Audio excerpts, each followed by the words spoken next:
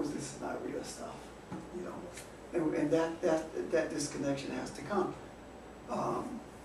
I was talking to someone this morning on my way down, and I said to them in relationship to something they were sharing that my life is extremely simple, but yet filled with complexities. The simplicity of it is that I'm only an involvement. And my expectations is not to expect anything, just accept what comes. But the complexity of it is in seeing what's coming and relaying it conceptually to those who need to receive it. And it really is a simple life to live. It's more simple than my life has ever been. So.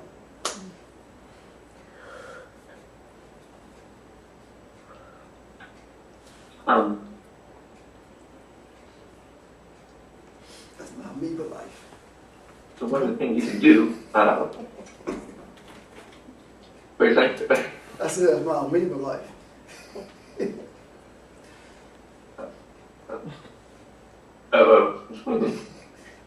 Can everybody still see me okay?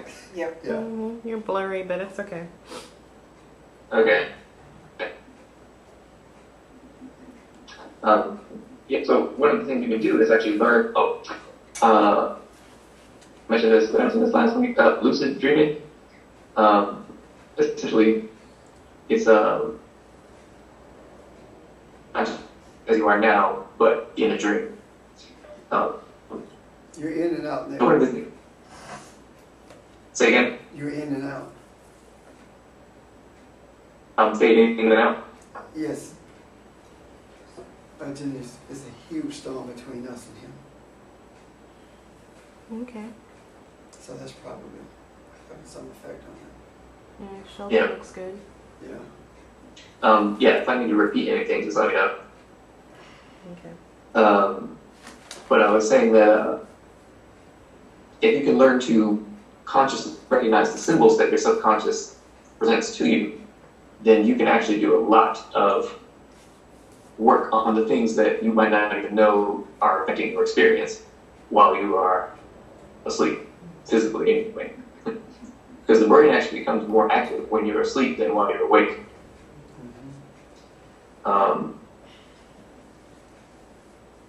And part of the reason for that is because a lot of communication is going on. And a lot of recharging your physical body is going on, or recharging your spirit that itself powers the physical body. But that's significant, and being able to do that can be very useful, or at least understanding the way intention and your focus of awareness can influence what you're able to become conscious of, anyway. Because I think I mentioned it here before, when someone leaves the physical experience and die, or makes the transition, it's very similar to falling into a dream and not being able to wake up in terms of our ability to remain conscious of the experience. So, for example, if you fell asleep and couldn't wake up until you realized that you were dreaming, how long would it take you to realize that? Think about you, and for whatever reason, you couldn't wake up until you realized it. Or if you needed to reincarnate physically, you couldn't do it until you came to a certain degree of awareness after you made your transition. Does that make sense? Mm-hmm. So I say that just to try to give an example of how we can learn how to live in the afterlife now.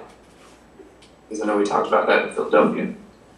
And one of the requirements of being able to live in a completely or work with the reality of whom we are is that we are more conscious and more aware of ourself. And that includes everything that is in our subconscious. So really what it means is to relax enough to be able to feel what's going on at deeper levels. Because we have a very strong intellectual grasp, or for a bunch of different reasons, a grasp on a particular aspect of our experience, and that experience is physical, or what appears to be on the outside of us. But if we can learn to relax that and turn our focus, our awareness inwards, then we can rebalance our whole experience. Because to just be focused on the outside is not balanced.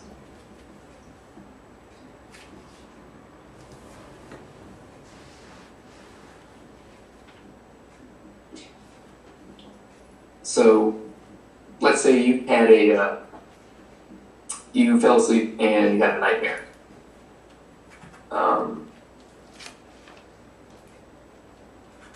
That is the exact experience that somebody would call hell if that same thing happened after they made their transition.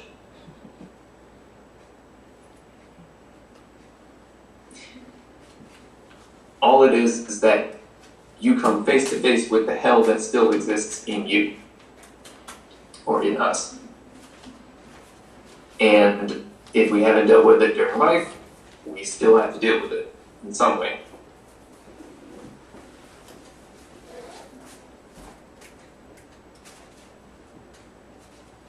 Same thing with those experiences that we would call heavenly.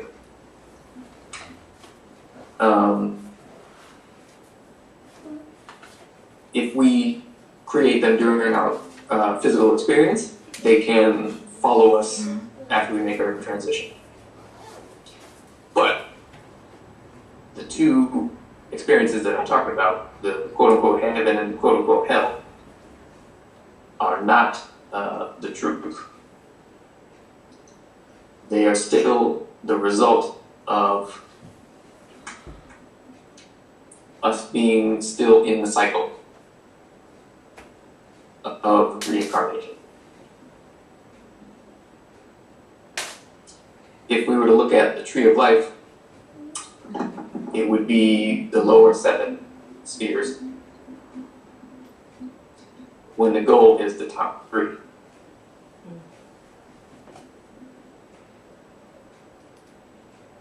So if we were to make our transition and we, encounter whatever other intelligences or other spirits that we do, and it's a very heavenly experience, and it's amazing, understand that it's just a reflection of what is in you.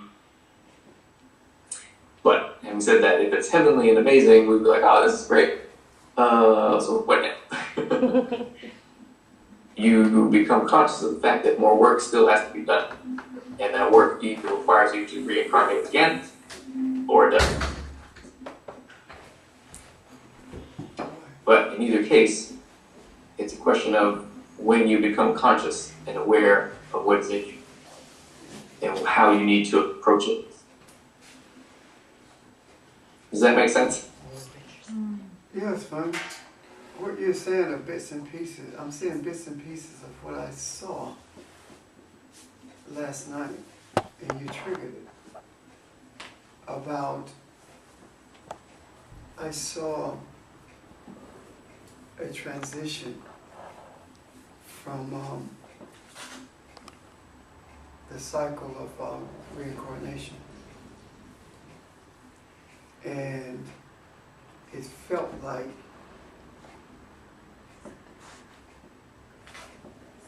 more like a voice that was not speaking. That I became in that experience, and I say I became because I don't know any other way to relate it. But it's not that I as me. and the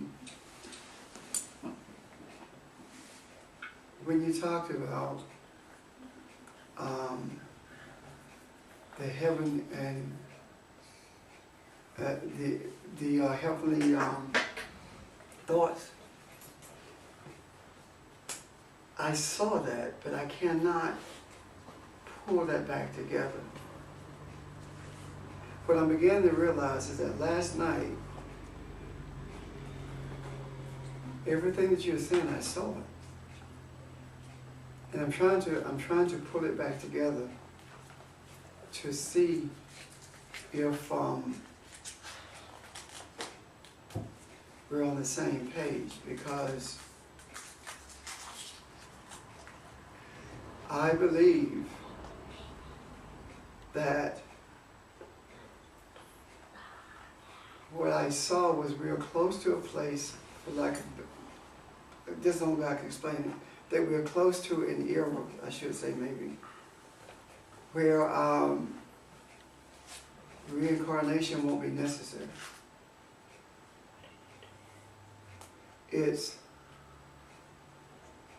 There are two ways that reincarnation are not necessary.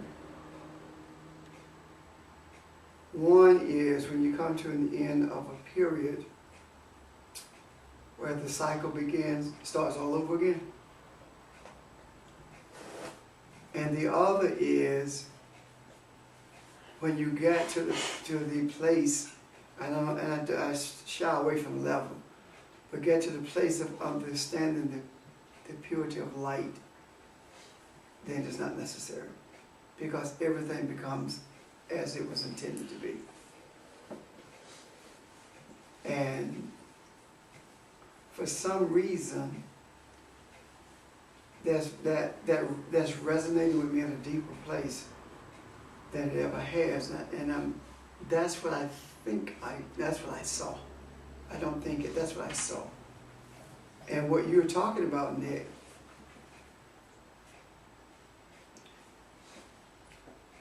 when you were talking, I saw a merging of what we call the heaven or the hell, or the light and the darkness. I saw a merging of that. Not emerging in that darkness was there and you could see it, but emerging in that everything became as it was to be from the beginning. Does that make sense? That's what I feel that, and I know I saw this last night, and maybe it's not time for me to actually deal with it, but that resonated deeply with me, but in a different way. It's like we're almost, but not almost, we are at a point where reincarnation is not necessary. And I sense that very strongly.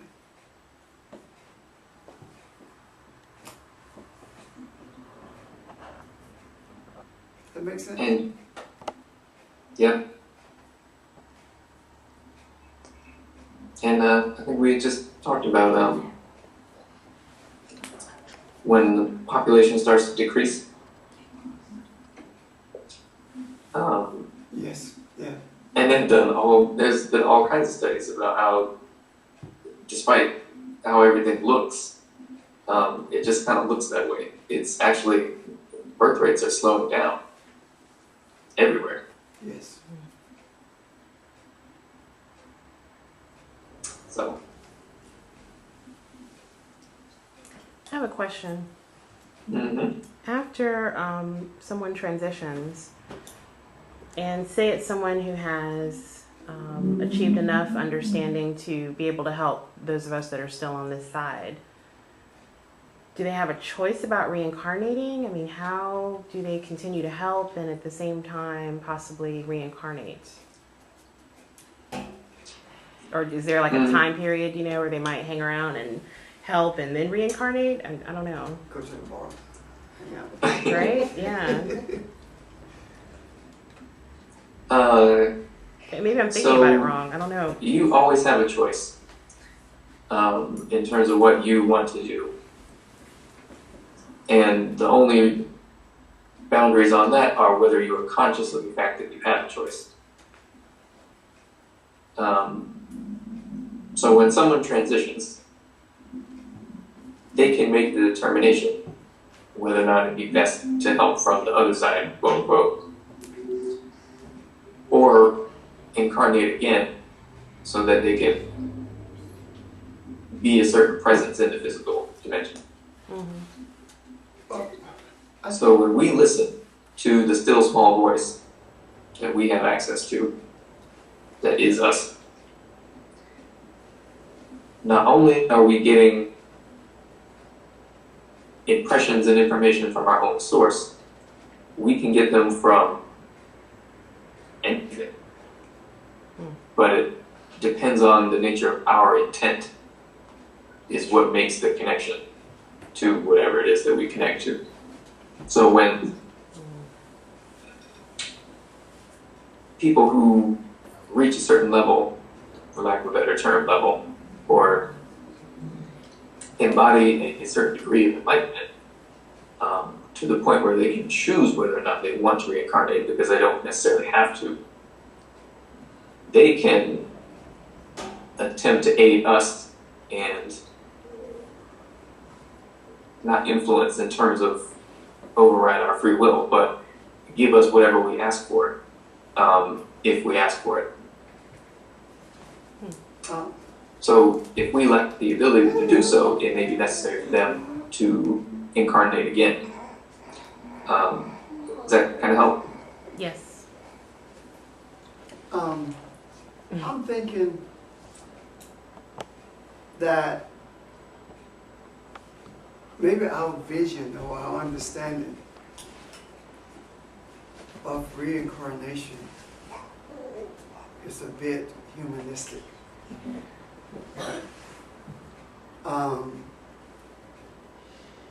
There is, when I look at that, I see us not being detached from what we were before we inhabited these bodies. What I'm saying is this: if we are an ocean and a drop is taken out of the ocean, then that would represent the spirit that inhabits this body. But it still has its connection with what it came from. And when it recognizes that, that's what we call, that's when we say something resonated with us. So the whole idea of incarnating or reincarnation is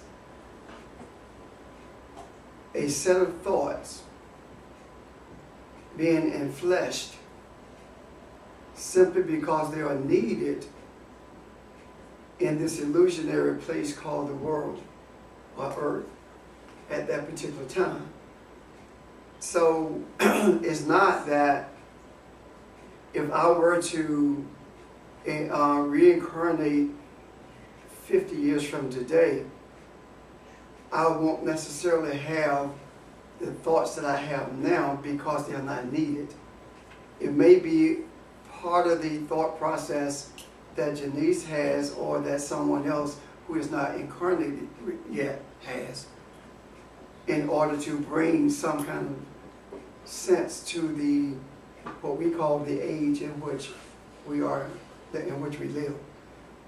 So I guess I'm trying to say is that there's never a disconnect, from this ocean. There's always that connection there. And the reason I say it's not a disconnect is because what we call the body is what, like 97% water? You see what I'm saying? So if the spiritual is represented by water, or the water is a physical manifestation of the spiritual, then there's simply a portion of the spiritual entity that seems to be solidified when in actuality is not solidified any place except in its thought processes. But in reality, it never is. So there's never a disconnect from the spiritual or from the other realm. Is simply a continuous flow of what's needed in order to bring us to what we call critical mass, so that we don't self-destruct. And I believe that there has not been a time yet where we reach a critical mass in terms of recognizing who we are, as opposed to some doing it and being challenged by it, like with Jesus. He reached that critical mass with himself and some around him, but he realized that things were not going to transition, or everyone was not going, the reincarnation was not going to end with his crucifixion or his exiting this physical body, because he said he's finished. And then he said that you do greater things than I did, which means that there was another stage to this thing. Am I making sense? So I believe that if you know how you blow a bubble and the bubble hangs on the pipe through which you're blowing it, that's how we attach, I believe, to the other realm. And our affinity for what we have brought into existence, the physical, our affinity for it causes us to lose sight, and I don't mean sight with these eyes, lose the sight that of what we really are and the purpose for which we're here. We call it being blinded by things. We call it being greedy. So I believe that we are at a stage, and I don't like that word stage because it seems like there are steps, but we're at a place, I should say, in this realm where we have opportunity to make such an impact until there is no need to reincarnate. I sincerely believe that we are at that place. Does that make sense? Mm-hmm. And one of the reasons I believe that is because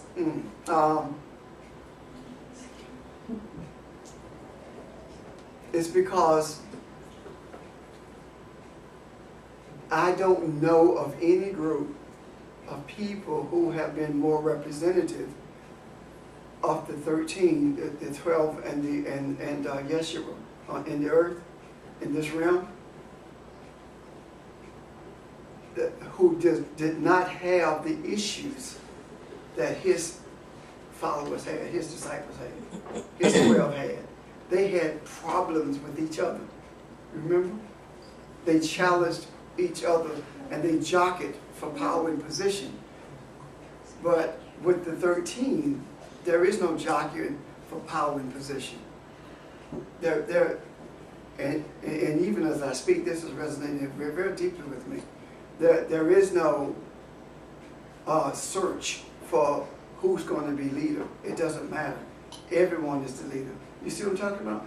So I believe that we are at a point that the world has never experienced in recognizing where we are. For example, if Yeshua was the last group who was supposed to do what we are talking about, then the damage came primarily with the challenges to the feminine, as opposed to accepting the feminine for what it is. Does that make sense? and we're at this place now, but that's a non-issue. As a matter of fact, there's a greater deference to that than has ever been with any that has been chosen to walk this path or travel this journey towards light, or towards the recognizing the essence of the light that we are. And I don't know what I said, but I sure hope it made sense. Does that resonate? Yes. The issue is having a group of people at the same or similar level of awareness of that spiritual insight, Yes. which is maybe different from another group, which may not. And what I'm saying, Barb, is that you will not find a more diverse group than the 13 in terms of, well, it doesn't matter how you look at it, it's just diverse. But Janice made a statement after we returned from Philly, and not only did it resonate with me, but it has stuck with me, that when we sit around that table, not just in Philly, but whenever we as teachers sit around the table, there's no young, there's no old, there's no male, there's no female. We are just one around the table. And that resonated deeply with me, but now I see the reason it did. It's an answer, it's not an answer, it's an example of there's neither Greek nor Jew, male nor female. That's why it resonated so deeply with me, I think. And that in itself is representative of the unicity of the spiritual. When you talked about it is the spiritual that powers this body, it is the spiritual that powers it, but also that holds it together. And by virtue of our desire to see more clearly who we are and what our responsibilities or obligations are, that in itself becomes a common thread that not only has woven us together, but it holds us together. And the thing that pulled that thread with Jesus and his disciples was a desire to lead. Who's going to be in charge, basically, is what was being asked. And a total dismissal of the feminine and that in Mary Magdalene. Am I making sense? You understand what I'm saying? And that doesn't exist now. Now, am I saying that there are no other groups in the earth who are like us or who do what we do? It doesn't matter to me. I just know what we are. You understand what I'm saying? But we have to move as though there isn't. And based upon, quote unquote, the productivity that we have experienced, as a matter of fact, there is much credence given to not only our recognition of who we are, but the responsibilities that the obligations that we rise to, and bring order to different aspects of man's life without making any efforts to convince the human that humanity is all that exists and that it was supposed to exist from beginning. It had the opportunity from beginning, but it didn't necessarily have to exist from beginning. Can you see that? The opportunity was there, but just because it was there, the step did not have to be made to bring that into fruition. But by virtue of that step having been made, now we are at the edge where we can drop off and a new quote-unquote civilization rises, or we can continue the course and become the spiritual entities that we not become, rather, become aware of the spiritual entities that we are, not that we represent. And when I say spiritual entities, I'm not talking about individual spiritual bodies. I'm talking about the entities of thought, the presence of energy. Can you see that? So what we do is process the negativity. Earlier, before we started broadcasting, I think Bart and I were talking about the snakes with Pharaoh and Moses, Aaron, when they laid the staff down and Aaron's staff swallowed, turned into a serpent, and the others turned it and he swallowed those. Reference, what it actually says there is, and the wood swallowed the wood. It doesn't say the serpent swallowed the serpent. So that is a perceptual change that Barbara was making reference to, right? So then, if that being the case, is it not our responsibility or obligation to seek truth to the extent that we influence the perception of the human so that he can truly see who he is and transform that negativity into light itself? Hello?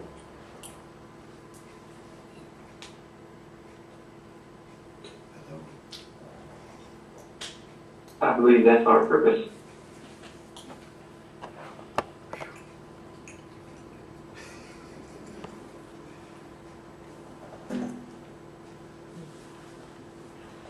I also believe, Nick, that though that's our purpose, we will not be able to sit down and write a book about how to do this, because that's not what it is. It's not a step-by-step thing. It's as though we are the 13 who sit around that table, we are different, right? So, and our approach is different. Our journey is different. Yet, every journey is the same. And therefore, I don't believe that I could teach Deborah to do it the way I do it, because Deborah is not me. And I could not expect Janice to do it the way Deborah does it, even though she came out of Deborah's womb, because the energy is different. You see what I'm talking about? I mean, think about it. You did not give her life. You preserved her body while it was in your womb. What gave her life is when she came out of the womb and breathed. So suppose that inhalation, that first brings in everything that you're supposed to be and see while you're in this earth. Can you see that? So it's not that you provided the body, but the life came from the source of all life. Does that make sense? Because without that, there is no life. And without the body, there is no entity in this earth to bring man along this journey. So it takes both. So this thing that we call life is not life at all. I was hoping you'd tie that in for the benefit of people who are listening and will be watching at some point. Just the, I know that the people that were sitting around the table are important, but they're not, that's not all there is to us. You know what I'm saying? Yeah. And there's more, there are responsibilities that people have that are watching or listening or that come to Foundation or Greater New Faith, just like there are for us. So we want to tell you how it affects everyone else. Yeah. The way it affects everyone else is that the energy that exudes is available. It's like putting it in the macro. So it can be available in the micro. And it is not that we are superior at all.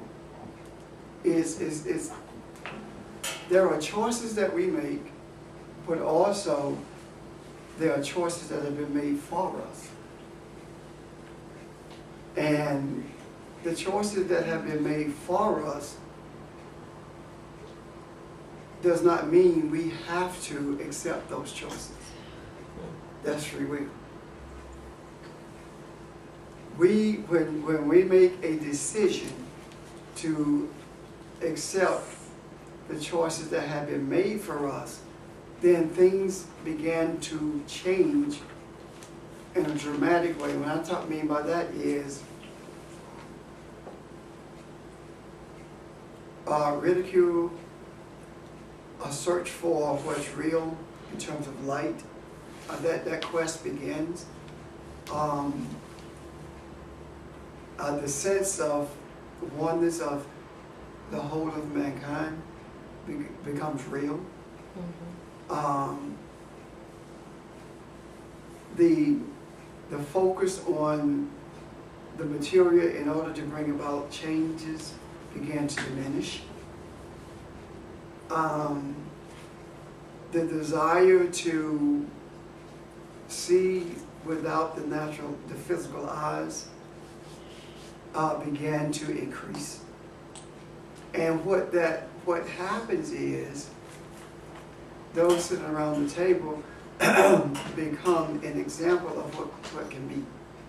It is no different than Jesus and the 12 were examples of what could be. You know, what we ought to be. And it did not make them superior. As a matter of fact, it made them servants, as in the servitude that we express, that we have, that we render. One of the things that dawned on me is it was imperative for us to use the resources of this earth in order to take a trip to Philly and do what we did, as opposed to raising money to do it. Because what it actually did was made the God of this physical world, the sustenance of this physical world, servant to the entity of spirituality. Am I making sense? Well, the other thing too is that if you depended on the money that's raised to be the driver for whether you get to where you're going or not, it changes Everything. the focus Yes. anyway. And on the heels of that, Bob, the whole idea of last year when we were talking about going to Philly with Sheldon being in school, and the resources in terms of finances, if you look at it from the material, they were not there. But he didn't see it that way. He saw it from the spiritual. So in essence, it was like Israel getting ready to leave Egypt, pack and wait for the trumpet to blow. And the packing started immediately without any concern about whether or not or how it was going to transpire. It was already done. And that in itself is, I believe, is a huge example of how we are expected to live our lives. And I'm picking and choosing these words because expectation is not strong enough when we talk about how we are to exist in this realm and what we're responsible for. It's just not strong enough to express the depth of the burden that we're expected to carry. When you said the expectation is not strong enough, you mean coming from us? Speak up. When you said the expectation is not strong enough, you mean coming from us, the rest of us? Mm-mm. Or Mm-mm. explain it then? Okay, the word expectation, by using that word for, in terms of what we're looking for, is not strong enough to express the search that we, or the journey that we're on. That's what I mean. Your expectations of those around us, in terms, and I'm thinking that you're talking about foundation, grade, defense, et cetera, right? Mhm. Okay, the expectation of those around us are profound. Okay. I mean, I cannot overly state the depth of expectation of those around us by virtue of waiting anxiously for the return. Making statements like, every time you leave and come back, there was a difference. And even those who may just be on the fringes, that expectation, their expectation, is enhancing also. So when I talk about that, Diane, I'm not talking about, is not your expectation not strong enough. It's just the word itself. Okay. I don't think it's strong enough to express what we have to look forward to as a people, not just as teachers around the table, but all of us as the human. That makes sense? Mm-hmm. Okay. I think you made an interesting point, because the drawing and the desire and the hunger makes a difference in terms of just where we are and what we understand. Of course. I mean, it does indeed. I mean, because think about it, whether it be Nick or Rainier or Sheldon or anyone in this room, every one of us have been connected to the scriptures all of our lives. We've been reading them all of our lives. And we've been in these programs where we memorized them and recited them. But desire is what brought the understanding. You see what I'm talking about? The hunger is what has brought the understanding. The sacrifice, the hunger brings the understanding, the sacrifice brings the wisdom.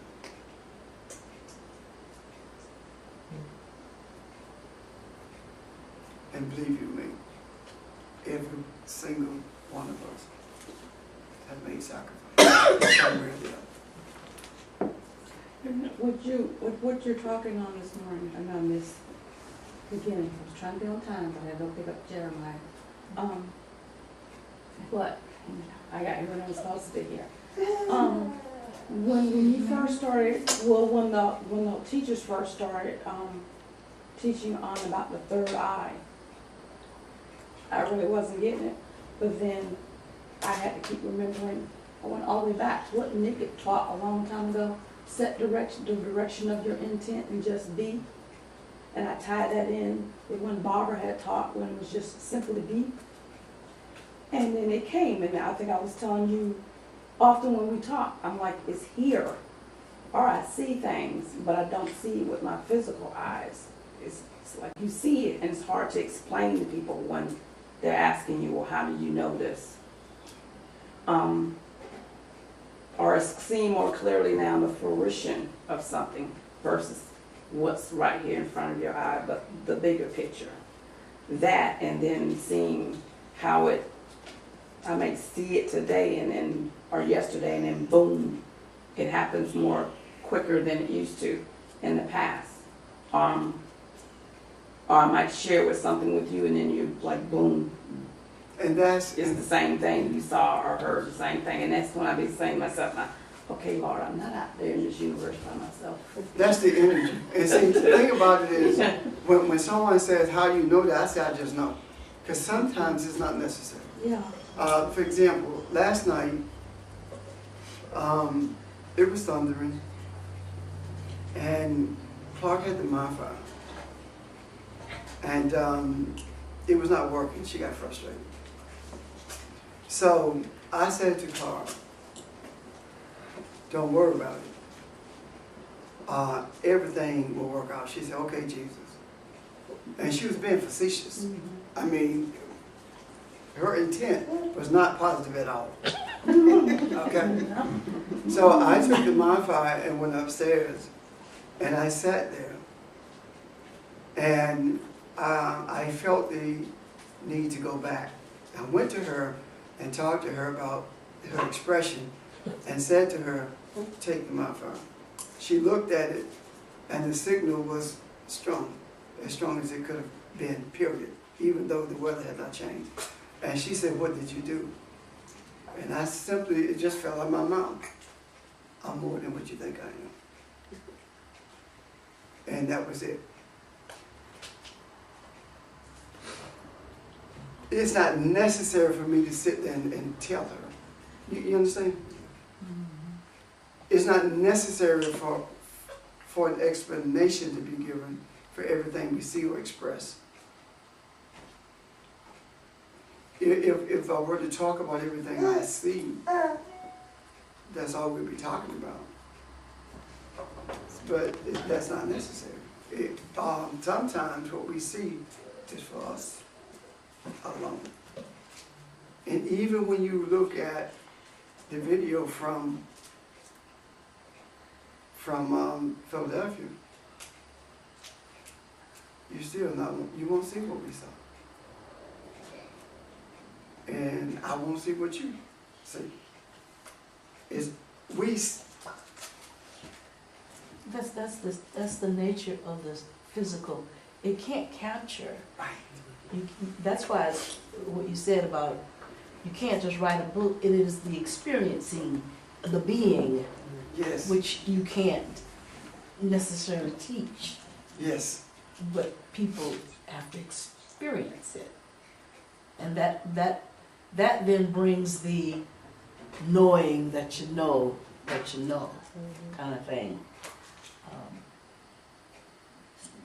That which is given to you of the spirit and not physical. I don't know if that resonates, but that's. It does. Let me throw something in. When I was in college once, I was talking to a girl who was going through a bunch of stressful emotional problems.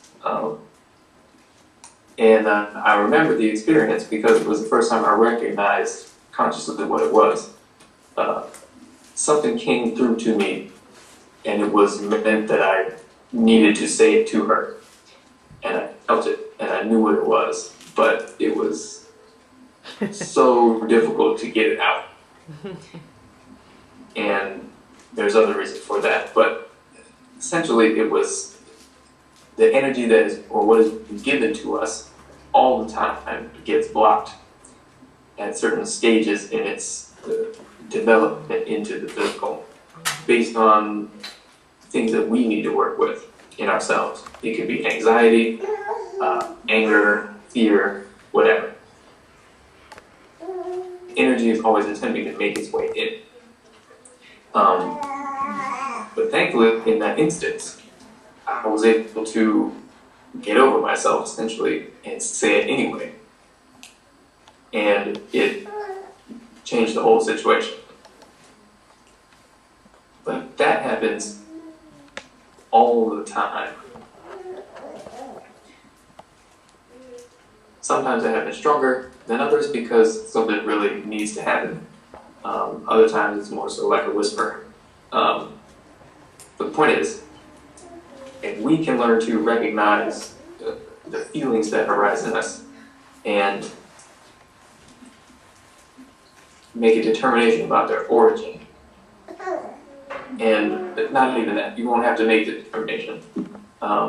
It's just whether or not we can be aware enough to recognize what is being presented to us, or rather what's coming to us.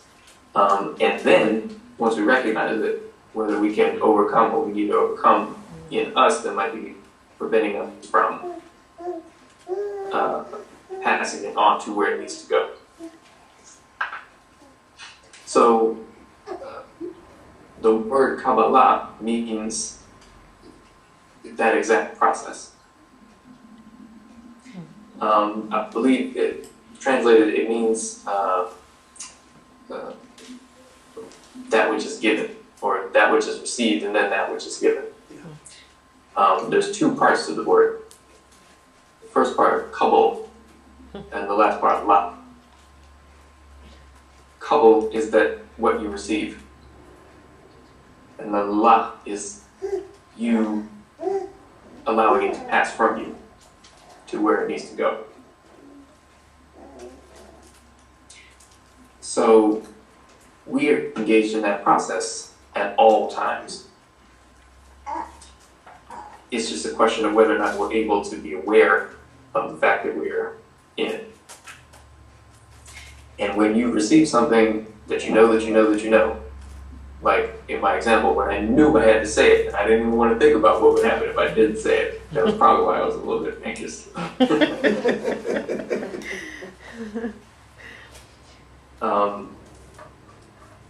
When you're aware of that and you can recognize those things in you that are blocking those things and consciously seek to be in that uncomfortable space and do what you need to do regardless of the fact that you are uncomfortable, that is when you truly begin to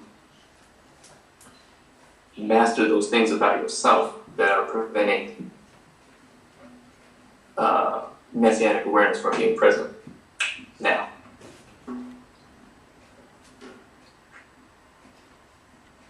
So I think that we're at a point of transition of understanding. And I'm talking about when it comes to the whole concept of messianic awareness. I believe the transition is from becoming aware of Messiah to becoming aware that you are Messiah. Can you see the difference?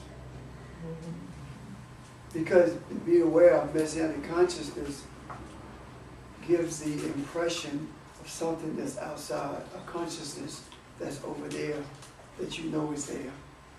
But being aware that you are Messiah is the consciousness that you really are. That is you cannot separate from it. But it also says that even those who are not aware of it or who don't accept it, it doesn't mean that they're not. But it does not become a reality to the human if it does not become a reality to those who are charged with teaching the human. The reality of what the disciples were seeking to be became real to them because they saw it in Jesus. Can you see that? And let me put it this way.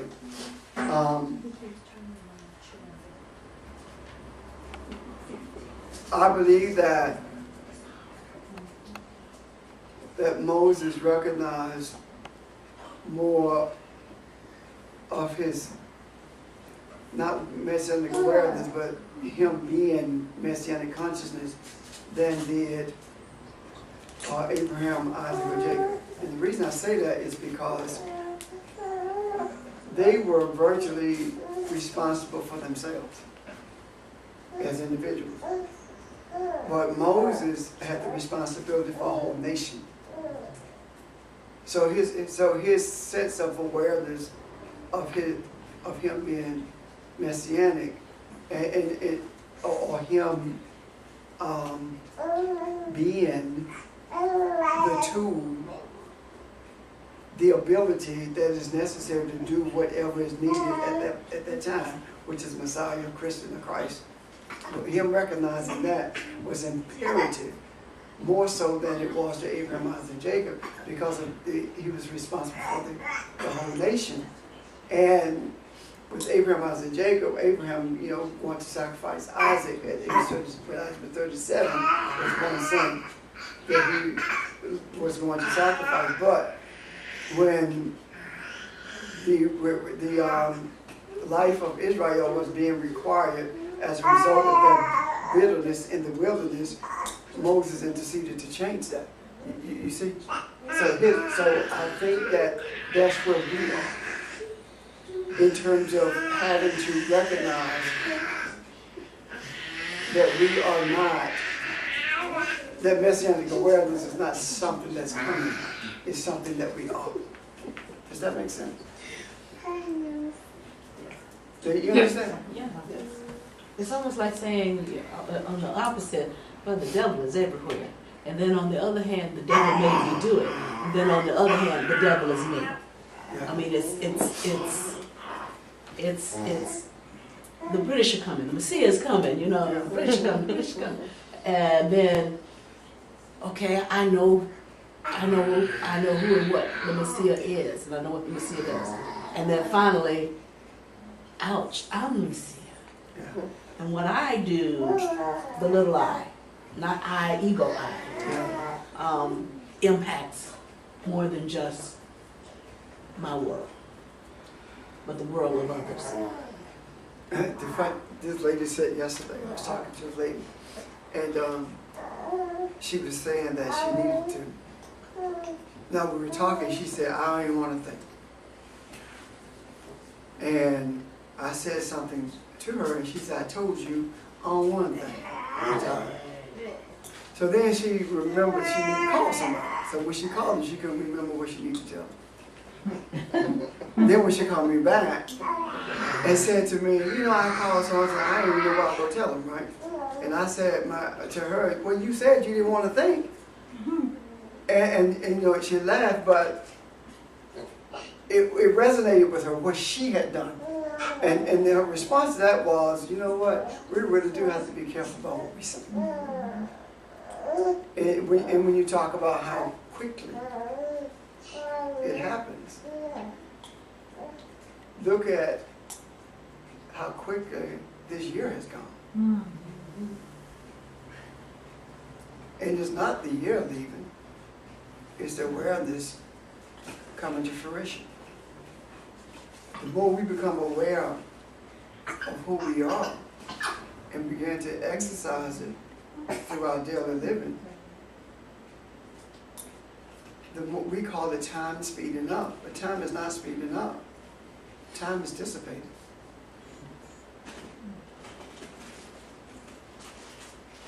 Because when time dissipates, in the spiritual, everything is just there. There is no space. So time is dissipating.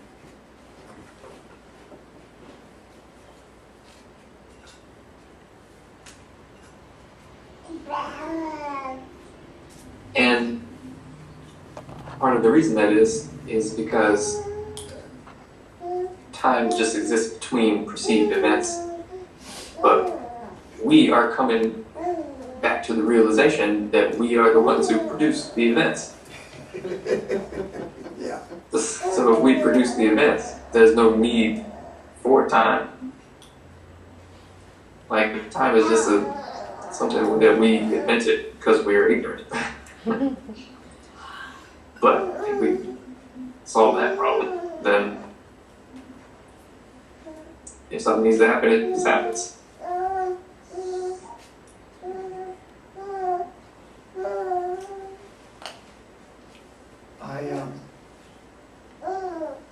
I'm in a place where I very rarely watch the news because I cannot afford to allow it to distract me from what's real. And I cannot allow it to subjugate my real responsibility. Because the news was, immediately I began to analyze based upon experience and based upon people I know. But when I don't listen, I am better able to influence the flow of light than I am when I'm agitated because of what I hear in the news.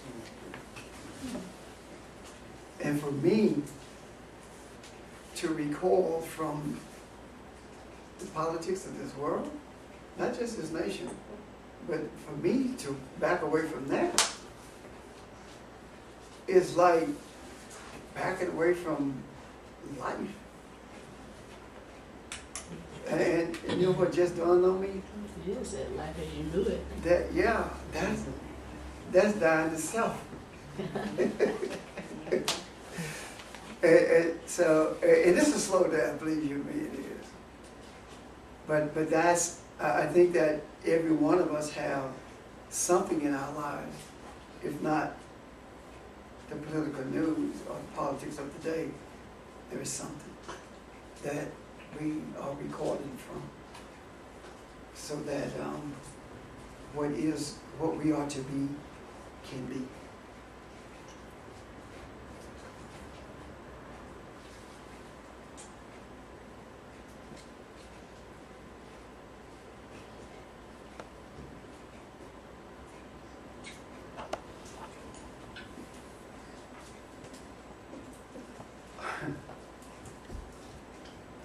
I was thinking about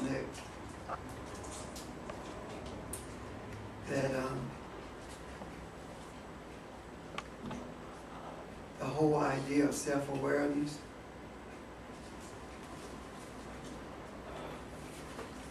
it does begin with recognizing who we are in terms of the image or the Elohim. But self-awareness is also, more importantly, recognizing the reason you occupy this body.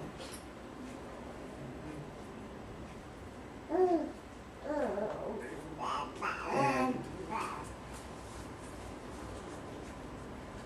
recognizing without allowing the adverse ego of man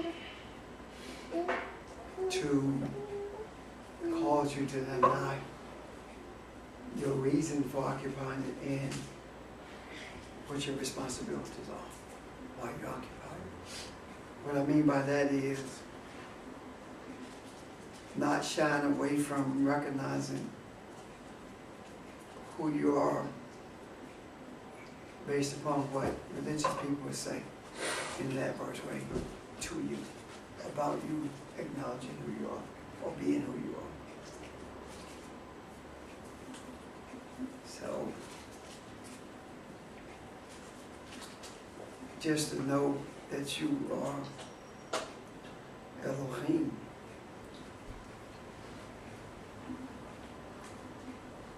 is not enough.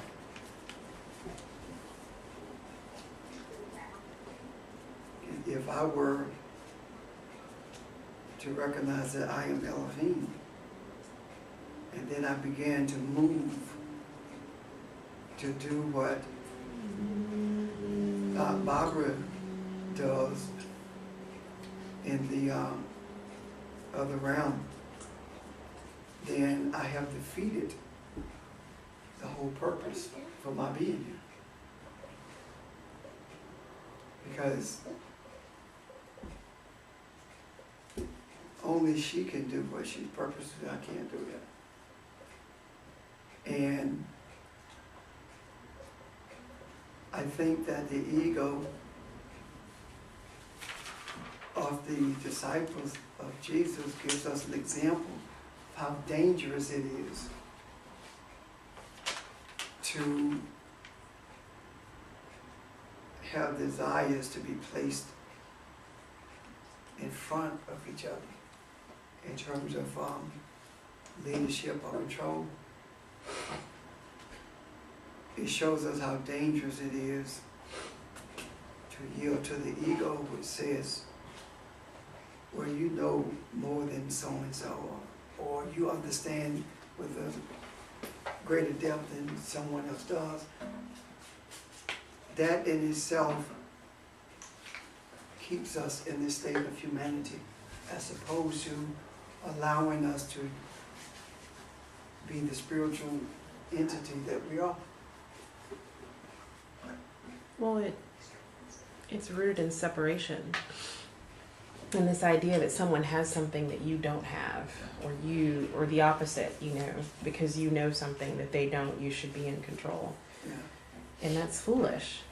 I think that, understanding that you have something and I have something really makes a difference in terms of oneness And that's what makes us one, recognition of that. right. Yeah, I think it's because we know the Creator doesn't respect gender or age or whatever. Mm-hmm.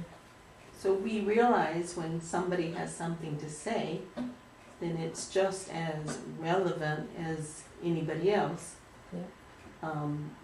And we know that by the fact that it either resonates or everybody seems to come into agreement about it. Mm-hmm.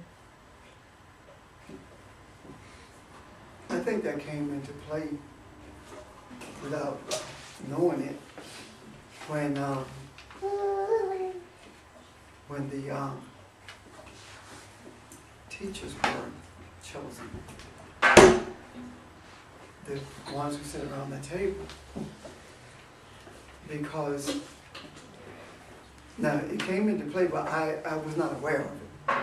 And I'm not gonna sit here and tell you that I knew that this was gonna be what it is now. Is that I felt that I was talking to someone last night, Sheldon's cousin, and she was talking about how she was surprised that he was teaching so quickly. And my response was, I knew that he was supposed to teach when he walked through the door, but he just didn't know. And I don't know how I know that. I don't know how I knew it, but I knew it. And I even remember the first time I was getting ready to go someplace in the old building, and I said, Barbara, I'm going to be gone Saturday. Will you teach the lesson that you've been working on? And she said, how do you know I've been working on a lesson? And I don't know how I knew that, but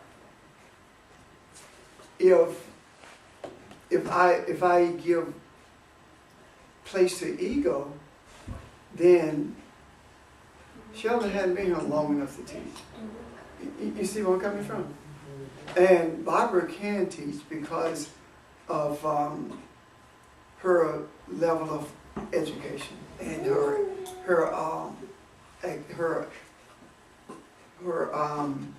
actions within the church itself and being real in the church. That's ego stuff. But when you recognize that everyone who you say teaches, you become their servant. You don't lead them in terms of telling them, this is what you know what I'm saying? I recognize wholeheartedly the servant position, and sometimes I sit and I listen and I smile because I hear things coming from a Nick or Audra or Kathy or Karan that I never dreamt of. I never thought it was there. But that doesn't happen if you interpret leadership as lording over, or I know more than you know. It doesn't happen that way. So I think that was the mistake that was made with the disciples of Jesus. They lorded it, they had a desire to lord it over each other. Who would be first in the kingdom? That kind of thing. And that, I think that's the whole difference in what we do, resisting that. But at the same time, being open to whatever comes or whatever is said, regardless of who it comes from. Because there have been things that has fallen out of Denise's mouth that when I first met her, I never would have thought that she would even think in that direction in terms of spirituality.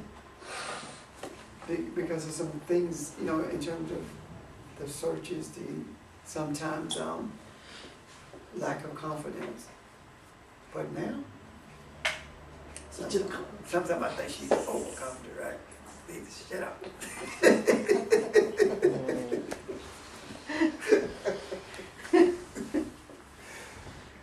I'm gonna be nice today. Okay. What about tomorrow? Nah, I can't promise tomorrow.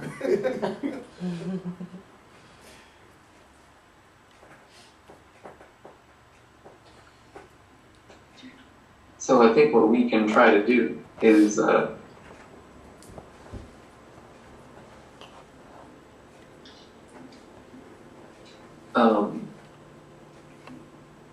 set our attention on not just understanding it and not just knowing it in the conventional sense of knowing, but doing it. And I think first that means to recognize, or at least to become more conscious and aware of what is moving within us and how it gives rise to thought. And then how we pick and choose whichever thought to enact. So anyway, in other words, try to feel yourself in a deeper place and learn to be comfortable with that feeling and whatever feelings you encounter there. It basically just means relax your thinking, relax your focus on what appears to be external, and listen for the feelings. And that sounds strange, but that's kind of the only way I can describe it. It makes sense.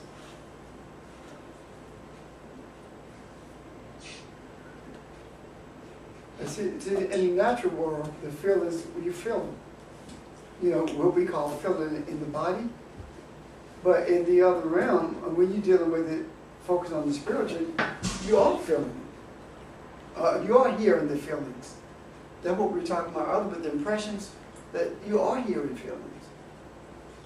Because when I related the vision I had the other night, there was no conversation in terms of verbalizing it. But everything was understood.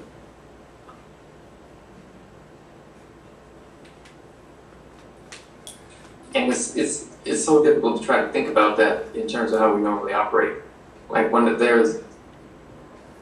you read a book, or I do this all the time, and I've been trying to recognize it and learn how to not need it. But whenever you read a book and you're reading the words along the page, you repeat them in your head, right? Well, most people do that.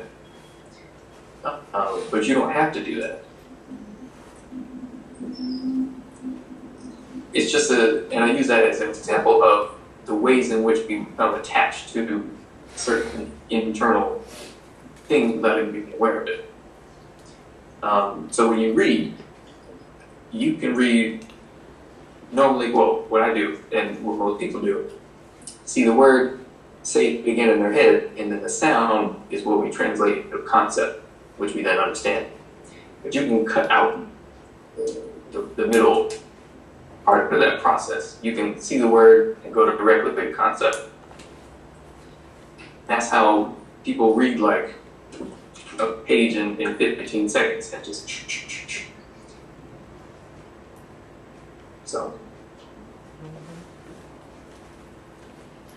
I use that as an example to illustrate how there are deeper aspects of our own intelligence, awareness that we have access to. It's just that we have to recognize what we're doing that is distracting ourselves from them.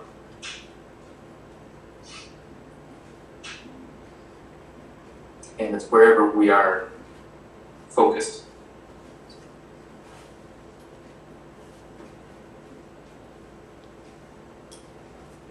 I hope that example made sense. It does.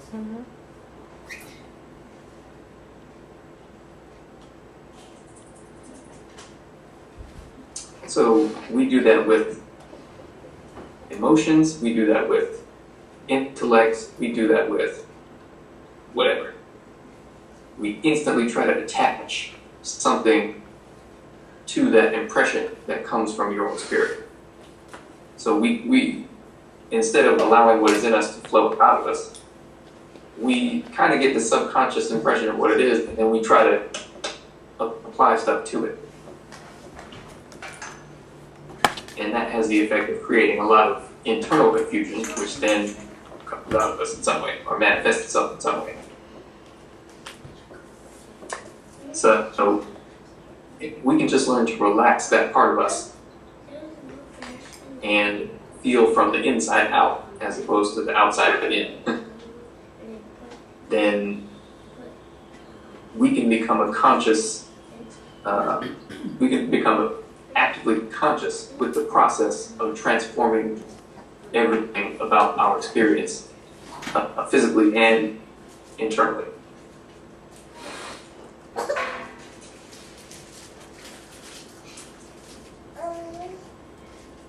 And when you become more aware of yourself, or those impressions and feelings that are being given to you, or that come from a higher part of you, then you can set the direction of your intent from that point, from that deeper place. And when you do that, the results have to manifest. It's a law. I don't know how else to describe it. It's cause and effect, and we just don't know how deep the cause actually is. When we connect to it, then we can begin to make changes internally, which, by law, have to manifest externally.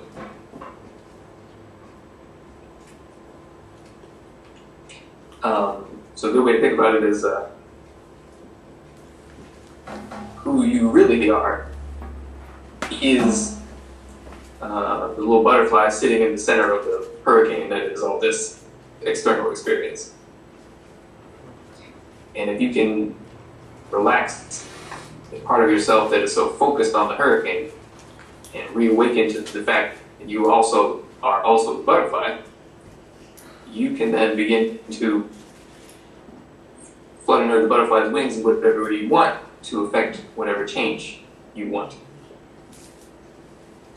And not what the ego wants, but what your innermost spirit has a desire for.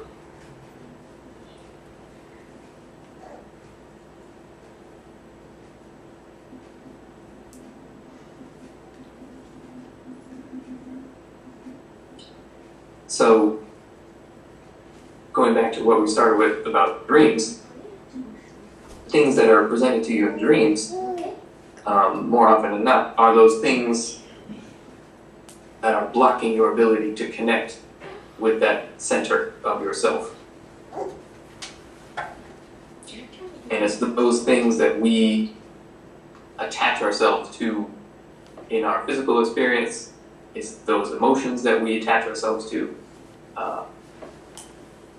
Anything. Anything that is not closer to what is real.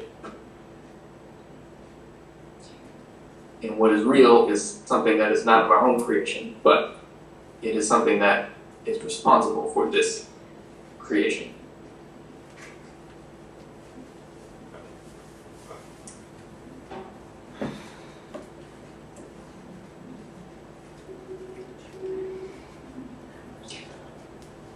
So I think we're at a place of understanding anyway, where we can begin to do this as a whole. To listen and feel for those subtle movements of your spirit, which are the impressions made upon us from our higher self and from our own source.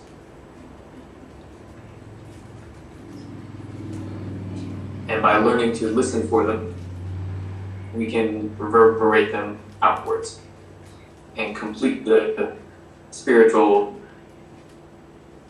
circuit, the flow. Anyway.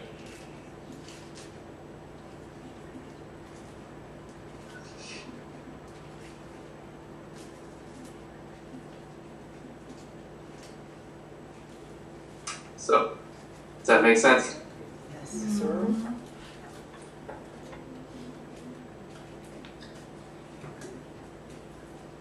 So, recognize whenever you act or think a certain way, what came before that action or that thought. Something always comes before. And if you can recognize what comes before, you can make a decision about it at that point, instead of having to deal with whatever results the action or the thought produces. And we say that all the time, like think before you speak. But spirit comes before thinking. And that's who and what you actually are.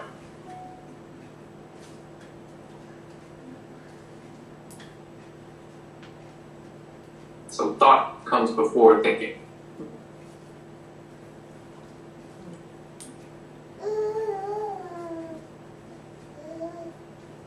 And as I said before, what you see around you is made out of thought.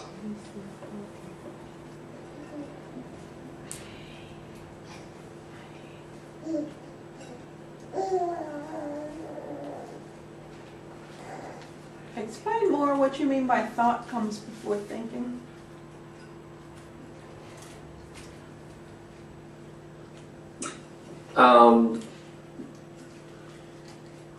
Thinking is an intellectual process in the sense of, so let's say before you can think things, you have to have something to think with.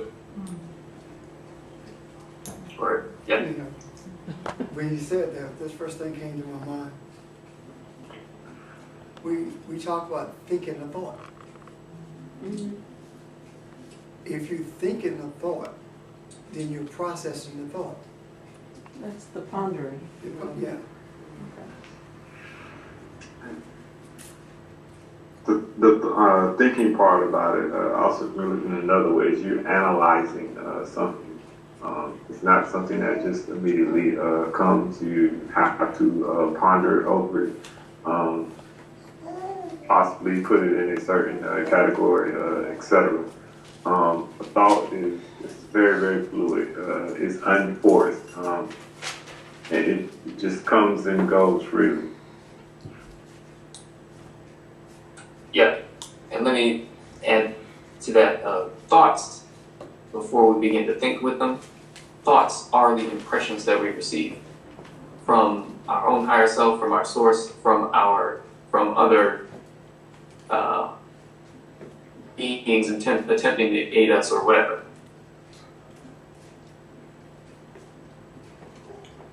But does that help anyway? With the Yeah. okay.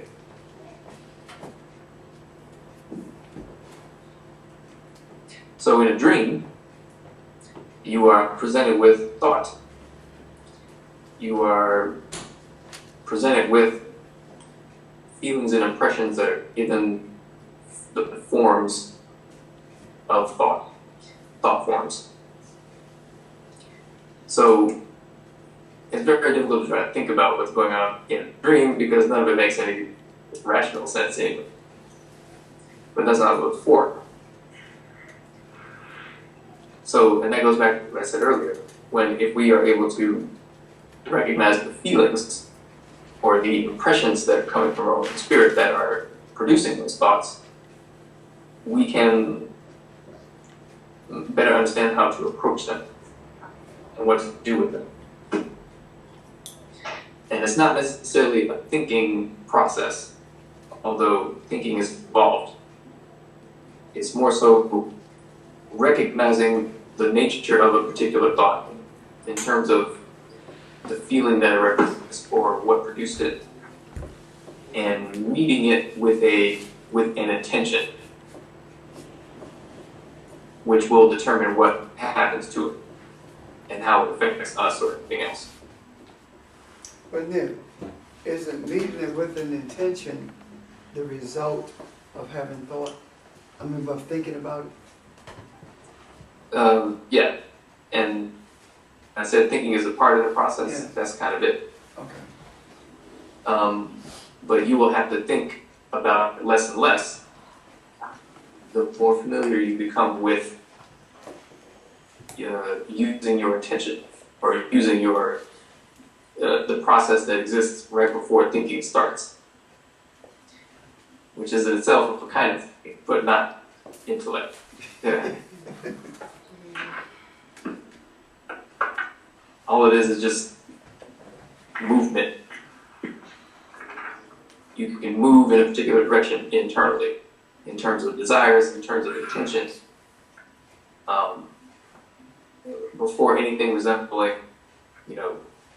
everyday thinking occurs.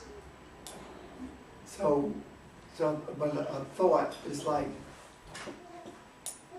making space for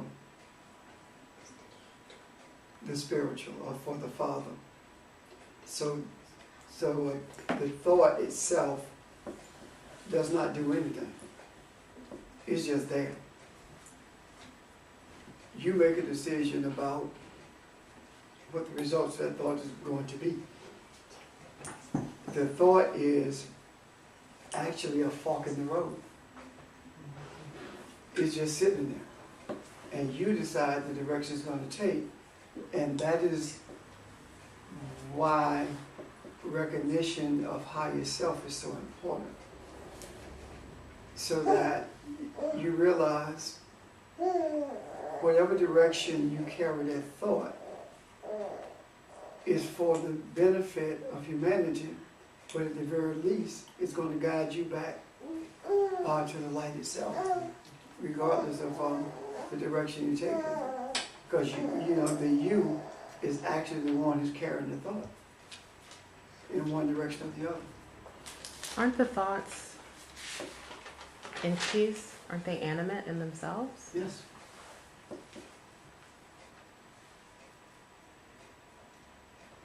But thoughts are energy. That's why if you go back to a bad experience or a good experience, however you would look at it, if you really get into deep thought, you can feel it. You see? So why is it that you can feel it? It's because of the energy that the thought is. That's the reason you can feel it. Now, one thing that we don't relive through feeling is terrific. That's pain.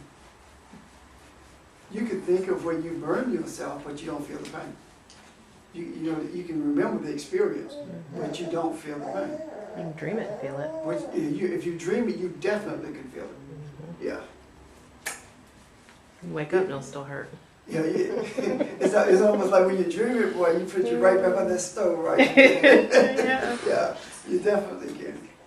Which means that dream is more real than this thought process in the natural realm.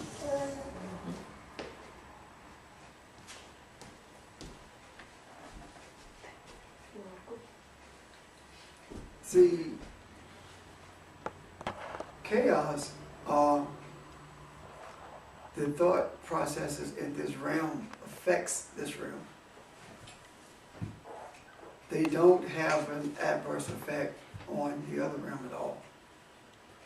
But they do determine what you bring from the other realm in terms of what you draw. But if your thoughts are always what you term to be negative, then those things that appear to be negative to you will be brought to you. Because what's negative to you is positive to someone else.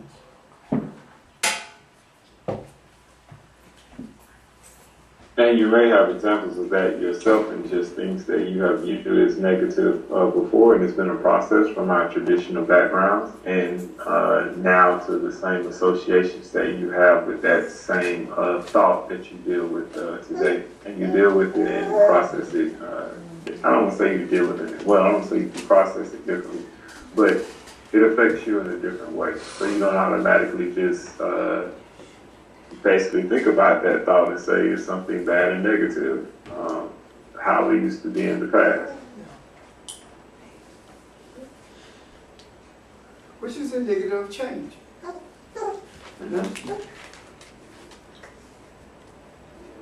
I read this thing that said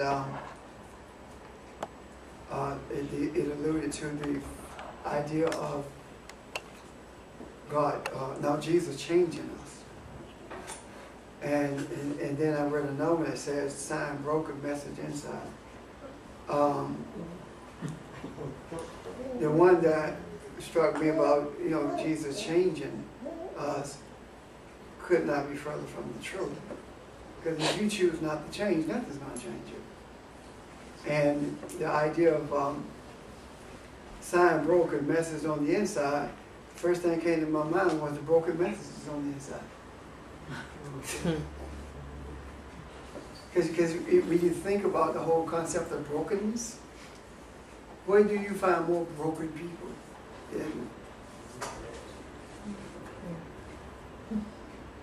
Cute sign though. Cute sign though. Yeah, that continue to be broken. Yeah. And they make a religion out of being broken.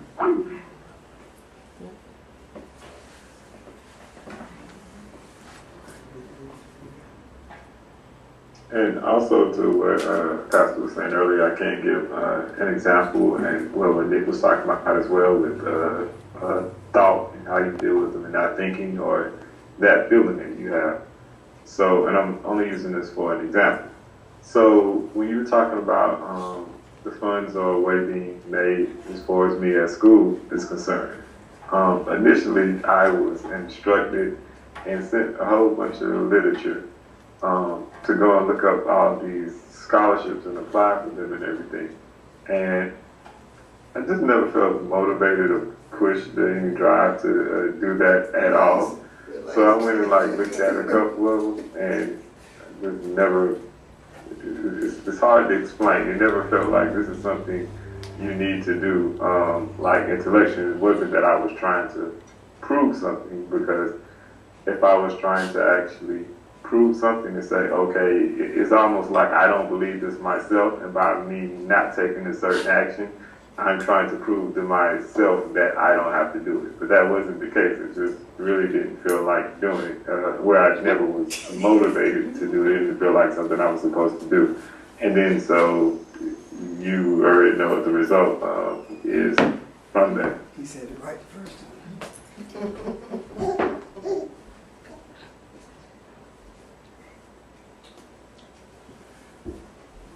Now, did the two of you all coordinate this I orange? know, I was sitting there looking. You did. Because you both look No, I actually Escaped. picked this out yesterday. It's the same orange too. It's amazing. Yeah, pretty close.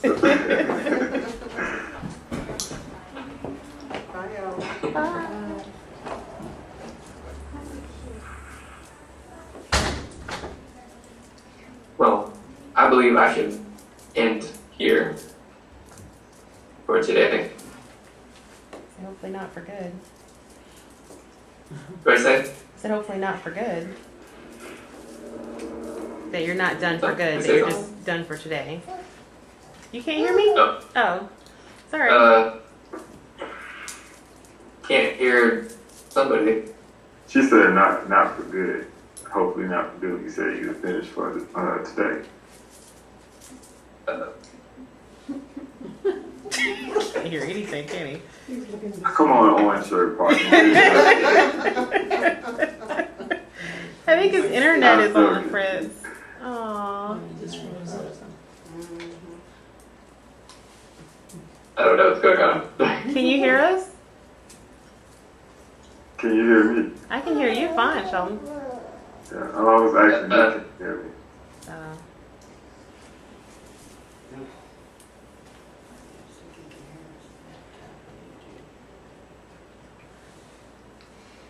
Now, Foundation's picture is left up.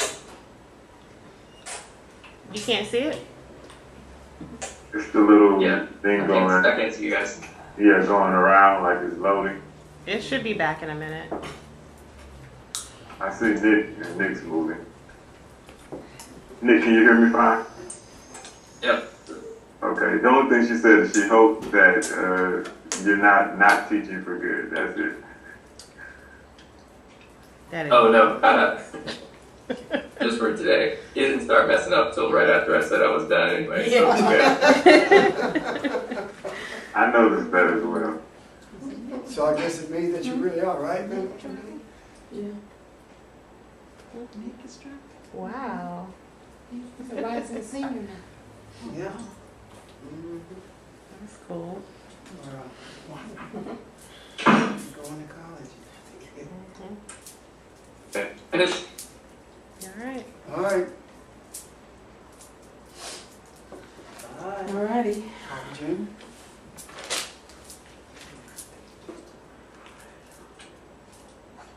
The light of truth that we are and the truth of light that we are reminds us to listen to the still, silent speaking